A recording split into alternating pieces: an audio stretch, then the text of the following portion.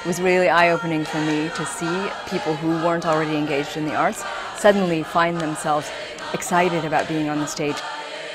I found my natural voice. There's a lot more volume coming out. I learned to be authentic. I learned to be myself. It means for a village not to have anything to eat for 2 years. Being a leader means that you have something that actors have, and this is good actors have presence. The most effective people are people who are connected to themselves at all levels. Fellowship program is all about leadership. And one thing we've learned about leadership is that you need to develop a whole toolbox of skills. And this week here at Columbia has given us a lot of new skills to use, and that we can dig out from that toolbox and really apply in our everyday work. The School of the Arts and the World Economic Forum came together to create what we think is a very unique program. None of us has ever seen anything like it, either in art circles or in the sort of community development and world leadership circles. WEF realized that theatre has something to offer which goes beyond whatever training, whatever preparation these fellows are currently getting. Do you want people to know who you really are? The experiences that we had in this program, it didn't start with, okay, you're going to give a speech for an audience and this is what you do. It actually started with a journey within ourselves to find out that our body is much bigger than what we just see. You can literally expand your body. The training itself is composed of some primary components, some of which are, I think, more obvious things that a future world leader may need, like good public speaking skills, starting with breathing and dealing with things like confidence and stature, voice and language. And we're working with some Shakespeare and some physical exercises in that regard. We didn't want to just entertain them with art, that what they were to experience really should be something challenging to their notion of what art is and how it functions in the world. And that's where the artist as leader, something I think about, written about, came up, and then we developed a program that we thought was very unique.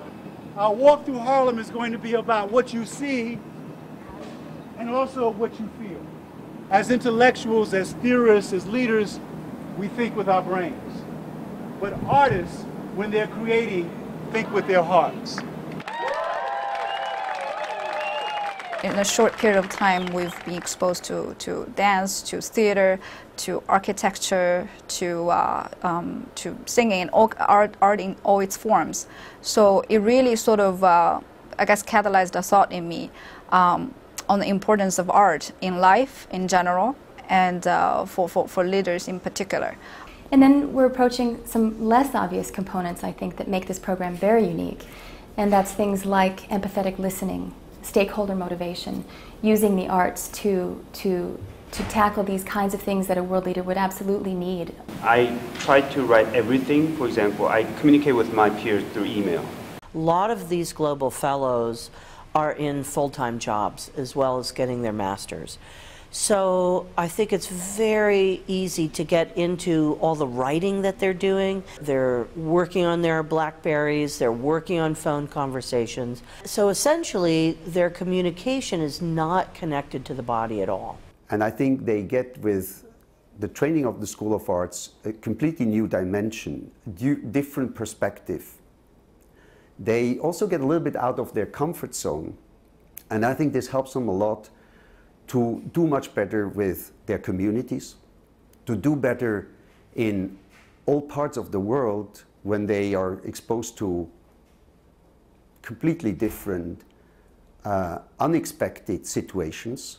We started out in a very uncomfortable space, which is the artist's breathing and his connection with the atmosphere of the world around him.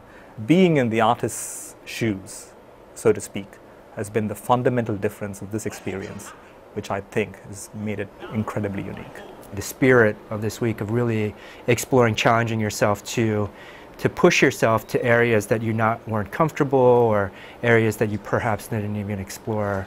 As global leaders, we need to have the ability to dream and break boundaries and sort of imagine something big and new that we are able to create.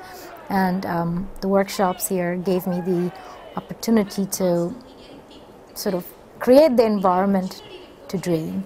My fellow global leaders, I truly hope that everything that was said and shared, not only today but in the past weeks, that it really goes beyond intention and that we are committed to make some impact.